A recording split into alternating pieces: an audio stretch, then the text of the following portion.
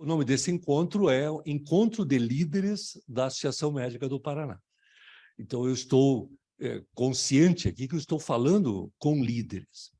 E é evidente que todos nós vamos nos beneficiar se houver a participação, né, destas lideranças, né, colocando para a gente as suas visões, as suas questões, as suas dúvidas, as suas experiências.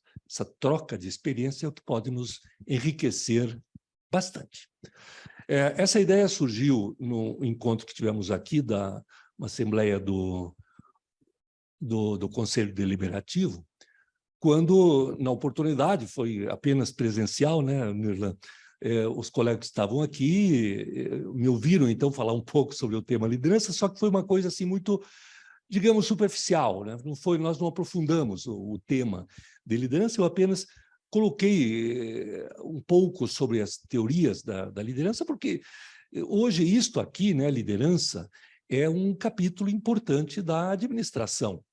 A administração, todos sabemos, é uma ciência. Muita gente não se dá conta disso, mas a administração é tão ciência quanto medicina, assim, no sentido de ter estudos, pesquisas, desenvolvimento de teses, de antíteses, de metodologias, né, a evolução de todo esse processo, há encontros, há faculdades, há congressos internacionais sobre administração.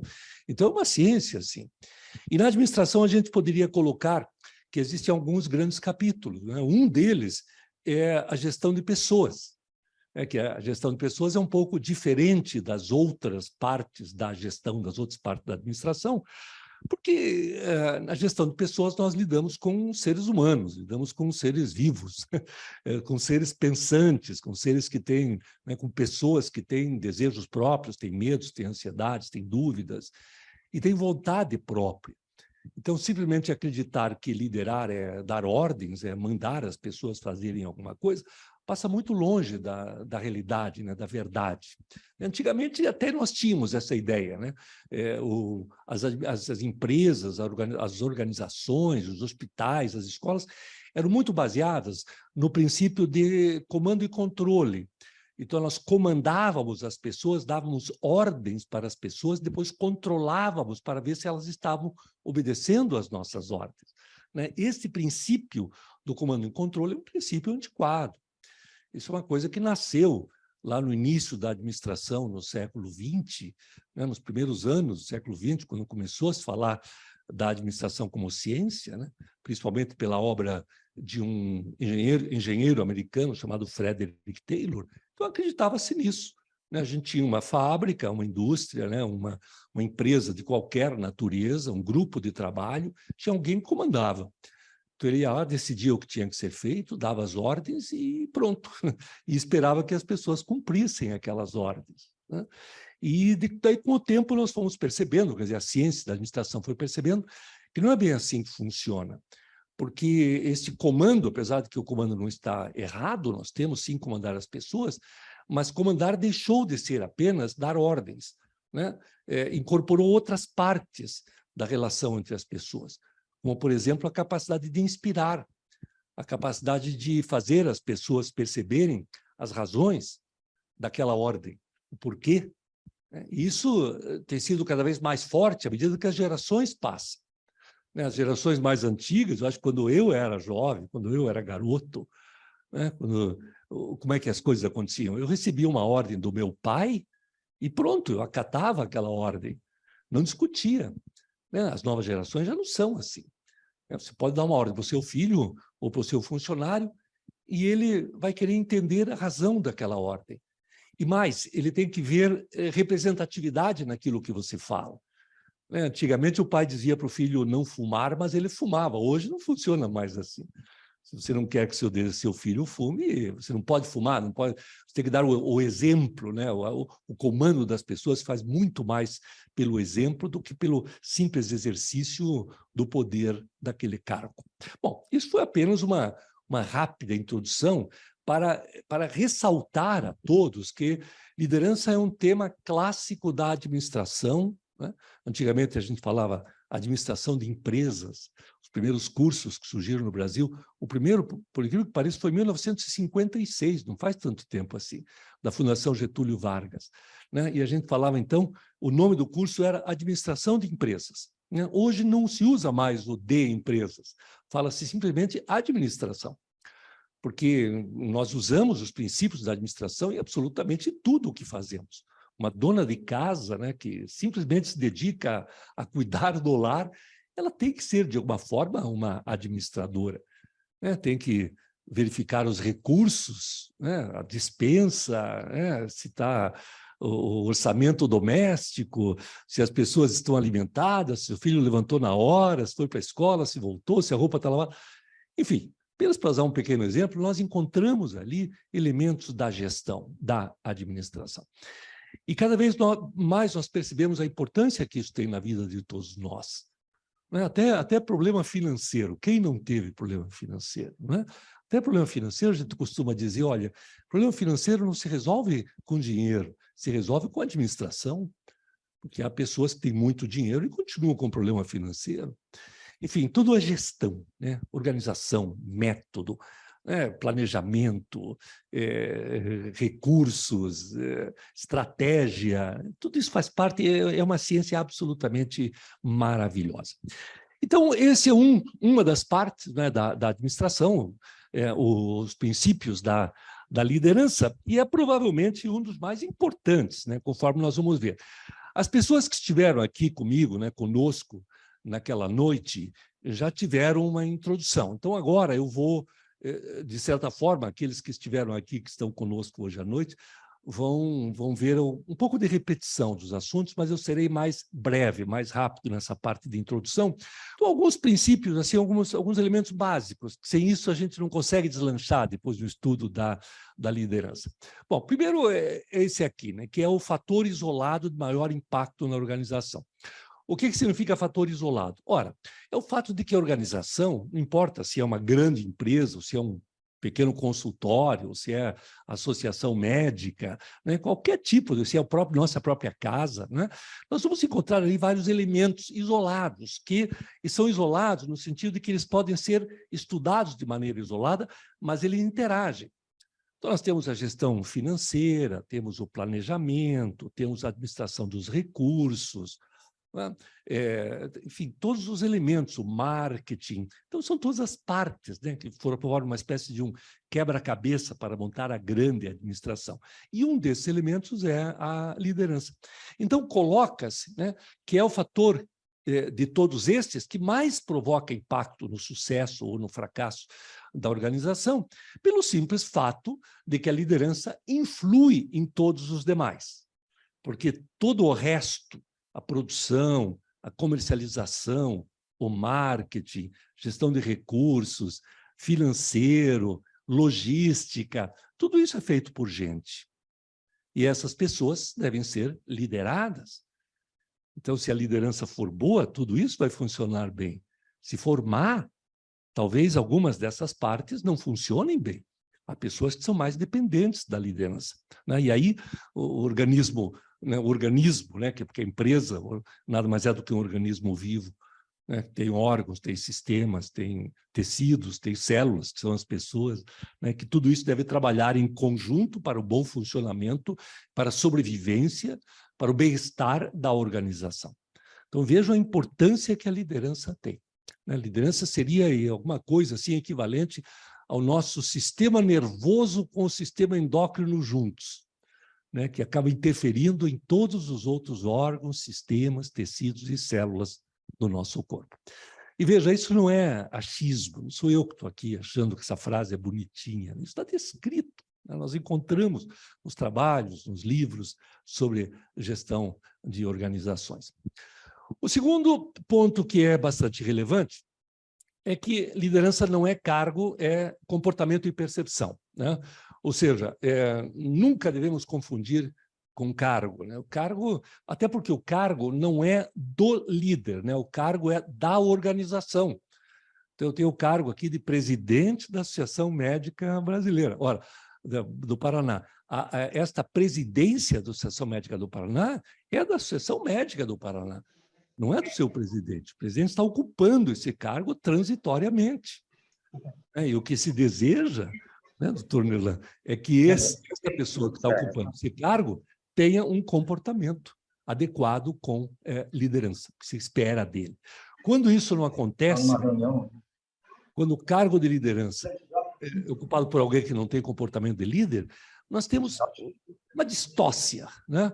Nós temos um pequeno problema, pequeno ou grande problema, porque as pessoas se ressentem da falta de liderança, né? As pessoas olham para o seu líder como alguém a ser respeitado, alguém em quem se pode confiar, em alguém que deve ser admirado acima de tudo. Admiração, respeito e confiança. Essa é a tríade. Se o líder conquistar isso do seu liderado, ele será um grande líder. Admiração, respeito e confiança. Quando a gente fala em admiração, existem alguns estudiosos sobre esse assunto que dizem o seguinte: olha, líder não é aquele que cria seguidores. Líder é aquele que cria outros líderes. Porque, na verdade, se eu sou liderado por alguém que eu admiro muito, eu quero ser igual a essa pessoa. Eu quero me espelhar nele. Portanto, eu quero ser um líder como ele também. Quero absorver parte da sua liderança. Então, admiração. Aliás,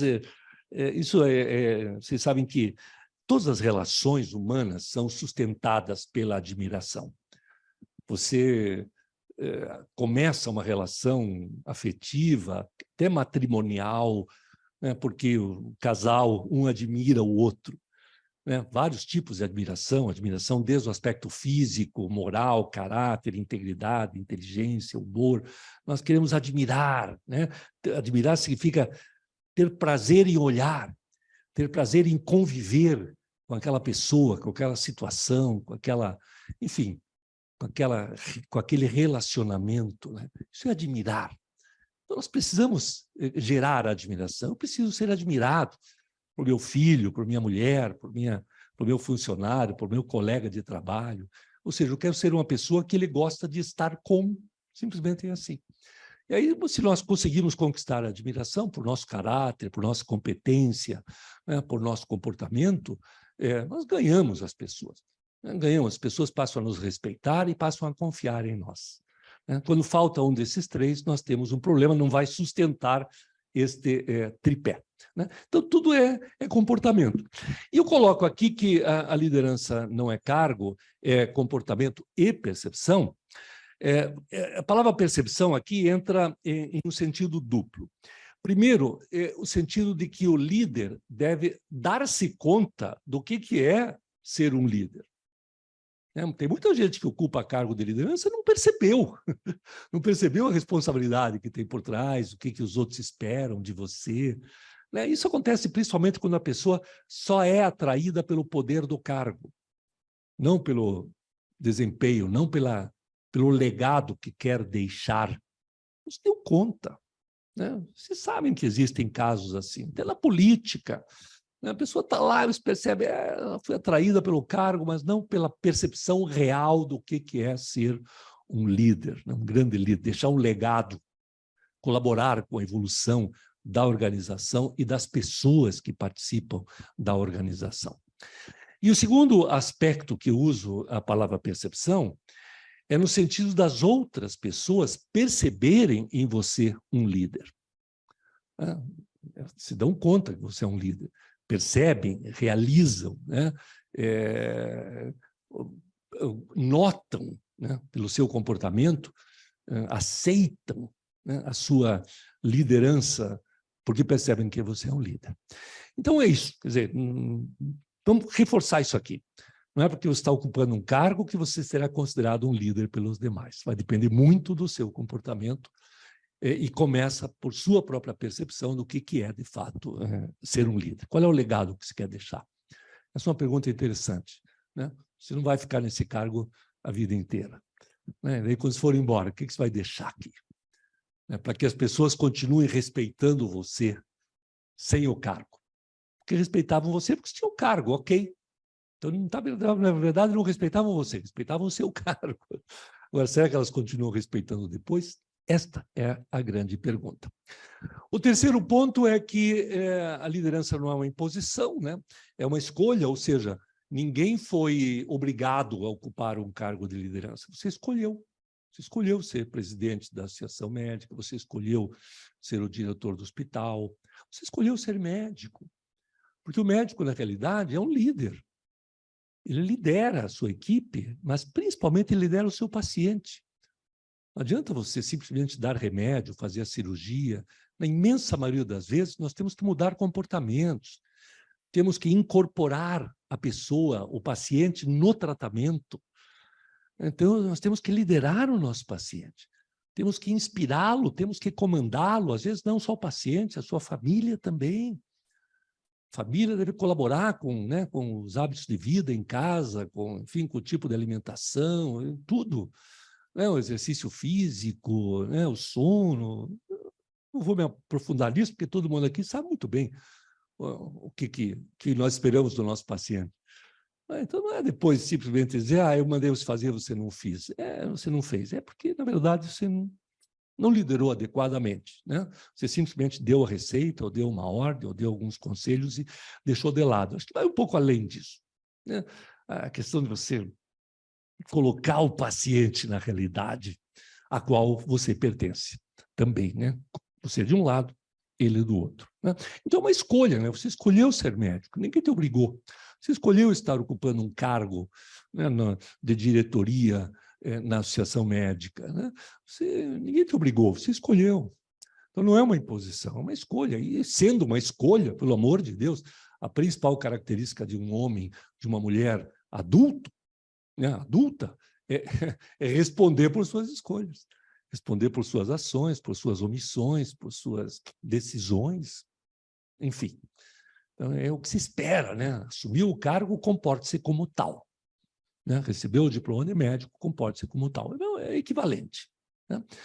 Outro ponto é que essa é a pergunta clássica que existe sobre liderança, é se o líder nasce líder ou ele aprende a ser líder. Bom, o que nós sabemos é que são as duas coisas, né? Primeiro, que é uma tendência pessoal, sim.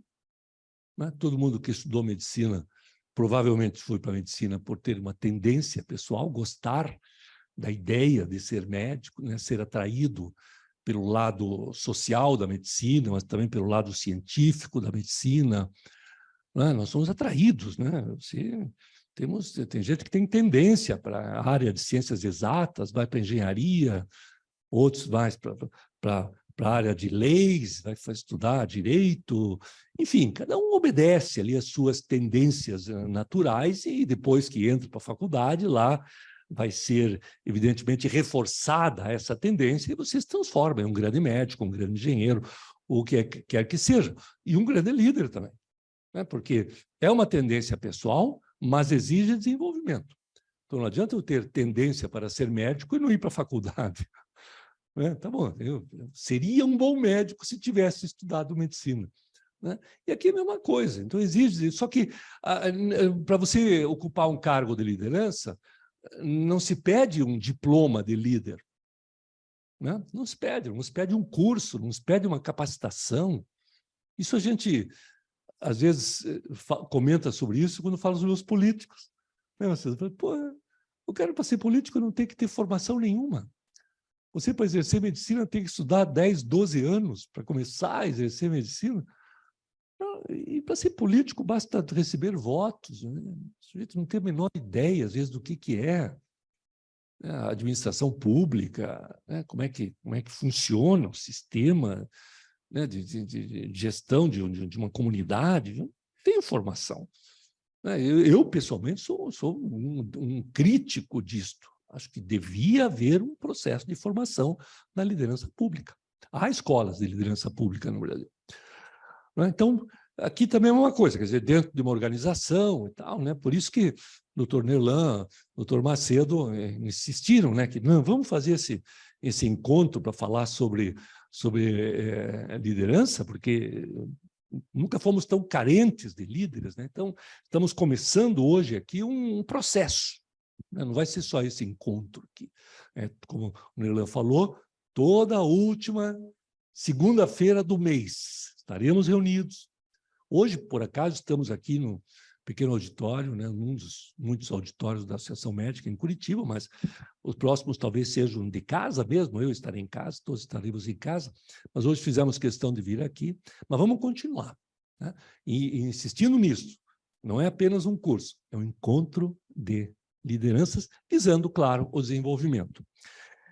Outro aspecto importantíssimo é que a liderança é sempre vinculada a entregas, né, e mudanças evolutivas. Ou seja, o líder não é um sujeito que passa o seu mandato, por exemplo, apenas ocupando aquele espaço, né? Espera-se que ele entregue alguma coisa, que ele deixe algum benefício, né? Se a gente fizer uma analogia assim, muito simples, né, numa empresa de qualquer natureza, tem lá o diretor de vendas, diretor comercial, né? O que se espera do diretor comercial? Pô, que a sua equipe venda. Talvez seja a forma mais fácil da gente entender o que é uma entrega, né?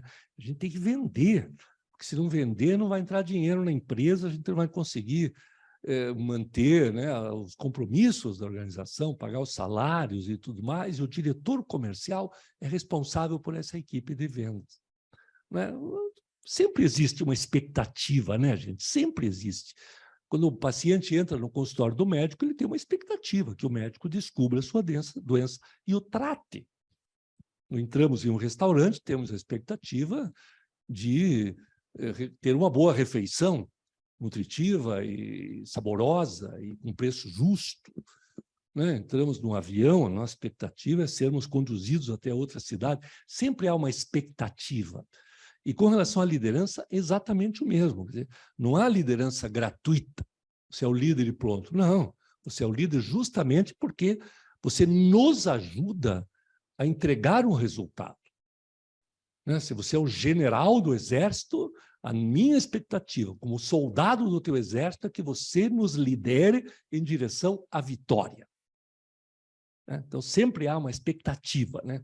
É vinculada a entregas, então não adianta simplesmente ocupar o cargo, né? O cargo de presidente da Associação Médica do Paraná e alguma das regionais, né? Não é só ocupar o cargo, é entregar um resultado. Por isso que é importante esse alinhamento, né? Porque nós precisamos entender qual é a expectativa, né, que a Associação Médica tem de cada um de seus presidentes.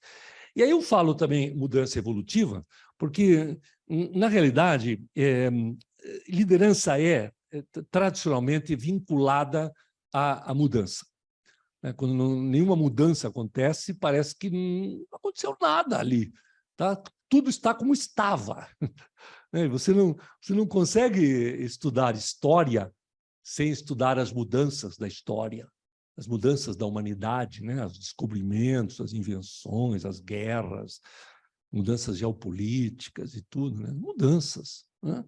E não conseguimos falar sobre essas mudanças sem falar também quem é que promoveu, quem é que esteve à frente, quem é que liderou, né? Agora, mudança evolutiva, né? Quer dizer, mudança evolutiva significa mudar para melhor, porque tem gente que lidera até um país, né? E o deixa pior do que era antes. Temos exemplos aí na humanidade, na América Latina temos exemplos, né? Então, atualmente, né? Se pega um país como a Venezuela, como a Nicarágua, né? Eram melhores antes desses governos que aí estão. Então, não foi uma mudança evolutiva, foi uma mudança involutiva. Não dá para dizer que aquele sujeito foi um líder. Enfim, então, liderança é vinculada com isso aqui. Vamos entregar resultado e vamos promover mudanças para melhor, né? Esse mundo ficou melhor porque eu existi. Aliás, isso é uma visão aristotélica, né? Aristóteles já falava sobre isso, né? Escreveu lá no seu livro Ética a Nicômaco, né? Que dedicou ao filho dele, que chamava-se Nicômaco. O pai de Aristóteles, por falar nisso, era médico, chamava-se também Nicômaco. Naquela época era comum dar ao filho o nome do avô, né? Então, aliás, até hoje acontece. Então, Aristóteles deu ao seu filho o nome do seu pai, Nicômaco, né? E aí ele escreveu o seu último livro, chama-se Ética Nicômaco, que, na verdade, é uma longa carta que o Aristóteles escreve para o seu filho, porque ele desejava, como todos nós desejamos, que os nossos filhos tenham sucesso na vida. Como na época o conceito de sucesso era diferente de agora, né? Agora está muito vinculado a sucesso profissional, financeiro, etc. Na época era um pouco diferente, e o que mais se aproximava da ideia de sucesso era a construção de uma vida virtuosa, né? Então, a virtude, através da virtude, do exercício da virtude, você vai deixar o mundo melhor do que era quando você chegou. Isso é o pacto que os gregos faziam com aquilo que chamavam de excelência, né? Excelência não é perfeição. Excelência é simplesmente melhorar o que já está aqui, né? Melhorar, deixar melhor. Então, hoje é um pouco melhor que ontem, amanhã é um pouco melhor que hoje, né? Os japoneses absorveram muito bem esse conceito, chamam de Kaizen. Kaizen é um método de gestão, de melhoria contínua. Melhoria contínua, né? Então, é isso. Quer dizer, mudança evolutiva. Vamos melhorar, sim. Porque ou a gente melhora, tem aquela frase, né? Você não fica igual, cara. Ou você melhora ou você piora. Não, esse ano que passou aí, fiz nada para melhorar, mas também não piorei, né? Estou igual. Infelizmente, devo te dizer que você piorou. Porque, na verdade, você é sempre avaliado em função da média. Você é sempre comparado com outros que fazem a mesma coisa que você. E os outros estão melhorando, de alguma forma. Então, se você não melhorou, na média, você piorou. Bom, e o último aqui é a questão do poder, né? Do poder, porque o poder, normalmente a liderança é ligada ao exercício do poder. É você poderoso quando assume um cargo de presidente da Associação Médica do Paraná, Associação Médica Brasileira, presidente da República, o que quer que seja, você fica poderoso. Mas esse poder, eu falei no começo, né? Esse poder, ele em parte vem do cargo, né? Mas o poder mais importante não é o que vem do cargo, é o que vem da pessoa, né? E ele está muito ligado com a disposição que a pessoa tem de assumir responsabilidades. Acabou a época de a gente simplesmente apontar o dedo para fora de nós, procurando culpados para aquilo que aconteceu de ruim ou para aquilo que não aconteceu de bom. O líder será tão mais respeitado quanto mais ele puxar para si.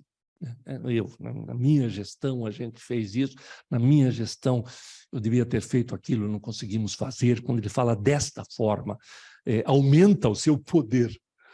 Aumenta o seu poder. O preço do poder é a responsabilidade, né? O preço da inocência é a impotência. Alguém que é inocente, ou seja, que nunca tem culpa de nada, é um sujeito que é uma vítima, né? Ele é vítima das circunstâncias, é vítima do destino. No fundo, é vítima de si mesmo. Muito bem, então isso assim, são alguns pensamentos, né? Aqui meia dúzia de pensamentos básicos sobre liderança. Cada um deles poderia ser aprofundado, mas é suficiente que a gente, a partir disto, né, criemos aqui uma consciência única sobre o que é ser um líder. Agora, uma outra maneira de nós vermos a liderança, porque, na realidade, assim, eu coloquei aqui liderança, né? Mas nós podemos falar sobre liderança, que é um fenômeno, e sobre o líder, que é aquele que exerce a liderança. Agora, o líder é parte da liderança, porque nós vamos encontrar também o liderado, né? O liderado faz parte do exercício da liderança.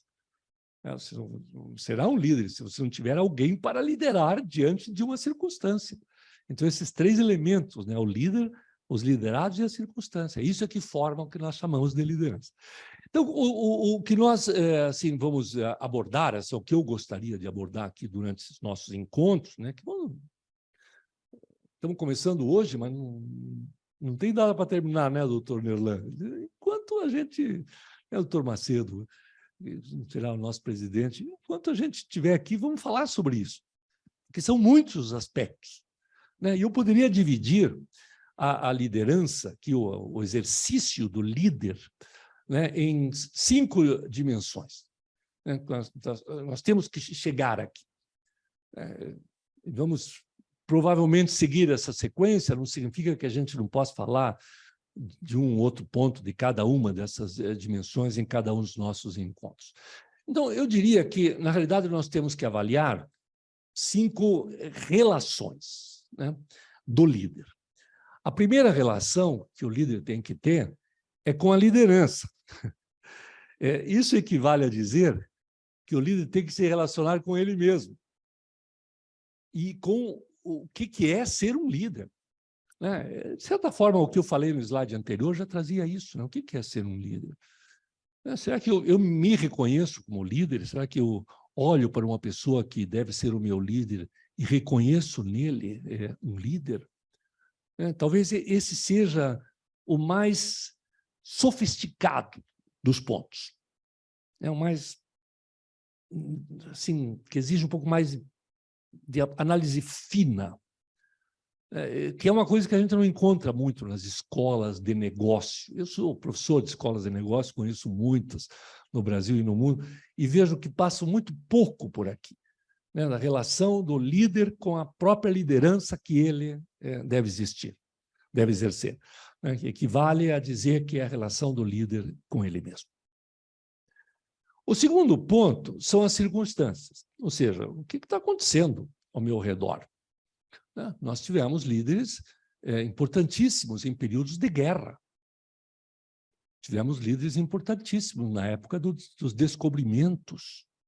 Né? Tivemos líderes importantíssimos na época do Renascimento, por exemplo, do Iluminismo, da Revolução Industrial, da redemocratização de nosso país, do período militar. Né? Tivemos ali líderes que, naquele momento, eram as pessoas certas. Muitas vezes, a liderança que um líder exerce numa circunstância não serve para uma circunstância diferente. Talvez o exemplo mais clássico que nós temos talvez, o maior líder do mundo livre durante a Segunda Guerra Mundial, que foi o Winston Churchill. O Churchill não era o primeiro-ministro quando a Europa entrou em guerra. Ele foi indicado depois, era o Chamberlain. Ele foi indicado depois para ser o líder da Inglaterra, dos aliados, do mundo livre, e exerceu a liderança de uma maneira fantástica. Tinha tudo contra ele, inclusive até internamente no partido dele tinha gente que não queria essa guerra, queria que fizesse uma aliança com Hitler, e ele foi o líder importante, o líder certo, o homem certo na hora certa. Depois que a guerra terminou, é interessante isso, ele era um herói nacional, é até hoje. No entanto, nas primeiras eleições, depois da guerra, ele não ganhou as eleições. Ele simplesmente não ganhou as eleições, porque a sociedade percebeu que ele não era mais o líder para aquele momento de reconstrução. Agora, guerra já terminada, vitoriosa graças a ele, agora a Inglaterra, o Reino Unido precisava de um líder gerente, alguém que gerenciasse a reconstrução. E não era ele. Ele era o líder da beligerância, já estava arrumando encrenca lá com Stalin, já estava... Enfim, no final acabou acontecendo, mas tanto é que ele voltou depois. Ele foi reeleito depois, durante a Guerra Fria. Então, a circunstância, é muito importante que a gente entenda a circunstância. O que está acontecendo? O que está acontecendo com a política de saúde do nosso país? O que está acontecendo com o surgimento exagerado de escolas médicas em nosso país, a maior parte delas sem condições técnicas, pedagógicas e humanas de funcionar? O que está acontecendo com esta tentativa de eliminar ou revalida na incorporação de médicos formados no exterior para trabalhar no nosso país, sem revalidar aqui o seu diploma? São circunstâncias. Nós temos que ver qual é o governo que está aí agora, o que a ministra da Saúde diz, enfim, o que está acontecendo no mundo, na nossa área, em outras áreas que têm a ver com a nossa, que influem na nossa economia, as mudanças comportamentais da sociedade, a nova juventude, os avanços tecnológicos, o mundo digital. Lógico, a medicina está sendo exercida de maneira diferente agora de como era quando nós nos formamos, ou como era antes da pandemia. Quer dizer, entender a circunstância. Tem uma frase de um filósofo espanhol absolutamente maravilhosa, que é o Ortega y Gasset. Ele diz simplesmente isso: o homem é o homem e sua circunstância. Quer dizer, nós nunca somos avaliados independente do que está acontecendo ao nosso redor, independente da marca que deixamos, independente do cargo que ocupamos, independente da profissão que exercemos, independente da maneira como nos relacionamos com as mudanças permanentes do mundo. Então, a circunstância, é muito importante que a gente, no estudo da liderança, coloque o líder se relacionando com as circunstâncias que ele tem que lidar. O terceiro ponto são aquilo que a gente chama de movimentos, né? Veja, quando eu falo em circunstância, eu estou falando de movimentos que já estão acontecendo. Né? A guerra no leste europeu, né? É uma circunstância que está lá. Né? A Covid-19, né? Foi uma circunstância, né? Independente de nós, do nosso desejo. Então, um movimento alheio à vontade de cada um. Agora, esse movimento aqui, quando eu falo os movimentos do líder, aí é outra coisa. É aquilo que o líder faz diante das circunstâncias. Como é que ele se comporta? Como é que ele atua? Qual é a sua estratégia? O que ele pretende fazer? Quais são as alianças? Quais são os recursos? Quais são as ações? Quais são as propostas? Não há líder que não tenha propostas de visão de futuro, né? O que nós vamos fazer? E vamos junto, pessoal. Né? Não é só fazer por fazer, é fazer porque é necessário fazer, porque as circunstâncias exigem. Né? Então, é diferente. A circunstância está fora, o movimento está dentro. Né? O movimento que eu vou produzir, né? Com a minha equipe, com a minha organização, com a minha sociedade que eu sou capaz de influenciar, com a minha cidade, enfim, com a minha classe médica, de colegas, enfim, que movimentos que nós vamos fazer, né? Que movimentos que eu vou propor. Né? Então, isso aqui são as três primeiras dimensões. Só então que a gente começa a falar sobre a parte mais clássica, mais óbvia da liderança, que são as pessoas, né? Porque quem lidera pessoas. Né? Então, nós temos que entender como é que isso acontece, né? Porque, como eu falei no começo, não podemos fazer gestão de pessoas da mesma maneira que fazemos gestão de coisas. Né? Coisas não têm sentimentos, né? Esse objeto aqui não tem sentimento, não tem vontade própria, não pensa. Né? Depende de mim. Né? Agora, uma pessoa é diferente, né? Uma pessoa pensa, tem sentimento, tem vontade própria. Então, eu não consigo controlar uma pessoa como eu controlo esse objeto. Né? Não consigo. Se eu deixar esse objeto aqui em cima da mesa, vai ficar aqui pela eternidade. Se eu deixar uma pessoa aqui, ela vai embora daqui a pouco. Então, veja que é diferente. Então, aqui que entra, né? Nesse capítulo aqui, que entra um pouco sobre a questão da gestão de pessoas. Aí nós vamos encontrar alguns aspectos importantíssimos, como comunicação. Né? Comunicar não é só saber falar, é também saber ouvir, né? É deixar claro o que você está pensando, o que você está sentindo, dar feedback para o outro, né? Ajudando o outro a se corrigir, validando o que o outro tem de bom. Né? Tudo isso faz parte da gestão de pessoas, que é um capítulo importantíssimo que nós vamos esgotar aqui. Quer dizer, esgotar, exagero meu, mas que nós vamos abordar aqui, nós vamos aprofundar. Né? Isso vale para como é que você se relaciona com a sua equipe, mas também com o seu paciente, também com a sua família, né? Com os seus vizinhos de condomínio, né? Com uma circunstância que você encontra na rua. De repente tem um acidente, pode reparar isso, tem um acidente na rua, 2 carros batem, alguém se machuca, alguma coisa assim. Pode ver que alguém toma a iniciativa de ir lá resolver. Né? Isso é liderança. Então, sempre como é que nós nos relacionamos com as pessoas diante das circunstâncias, quais são os movimentos que promovemos, porque as pessoas aceitam a nossa liderança. E há um desdobramento das pessoas, que são as equipes, que antigamente a gente colocava tudo no mesmo balaio, mas Hoje existem já várias maneiras da gente falar sobre isso de maneira separada, porque uma equipe, você lidera uma equipe de maneira diferente do que você lidera uma pessoa, porque aqui nós estamos falando de um coletivo. Então, tem a minha equipe de trabalho, formada por 5 pessoas, por 10 pessoas, por 100 pessoas, não importa. Esta equipe, ela tem que ter uma unidade.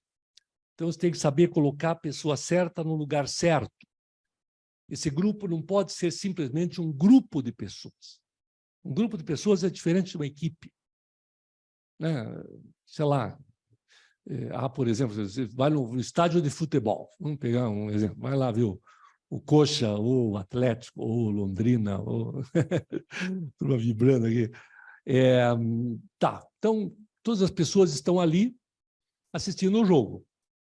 Né? Então tá, eu como espectador, né, o torcedor, eu estou ali assistindo ao jogo. Estamos todos assistindo. Mas nós não somos uma equipe. Nós somos um grupo de pessoas, somos uma multidão que até tem o mesmo objetivo, que é assistir ao jogo. Não é? Agora, é totalmente diferente do que acontece dentro do campo, onde cada pessoa que está ali, não só todos têm o mesmo objetivo, que é ganhar o jogo, mas cada um sabe o seu papel, cada um se relaciona com o outro. Né, passa a bola sabendo que o outro vai receber, né, passa de calcanhar sabendo que o outro está ali atrás pronto para receber, está no seu lugar. Então é diferente, né? Um grupo é diferente de uma equipe. Nós vamos abordar isso aqui um pouco mais para frente. Como é que uma equipe... Existem, inclusive, equipes e existem equipes de alta performance. O que é uma equipe de alta performance? Nós vamos ver isso aí. Agora, a pessoa é a pessoa, né? Você vai ver que quando você faz gestão da equipe, você também está fazendo gestão de cada pessoa que está na equipe. Tem pessoas na sua equipe que estão mais prontas. Você pode delegar mais para elas, né? Outras pessoas da sua equipe estão mais verdes, precisam ser mais cuidadas, mais ensinadas, mais motivadas, mas, enfim, você tem que chegar mais perto delas. Chama de liderança situacional isso. Eu lidero a equipe, mas eu também lidero cada pessoa dentro da equipe. Então, essas são as 5 dimensões, né, sobre as quais nós vamos ter que falar por aqui.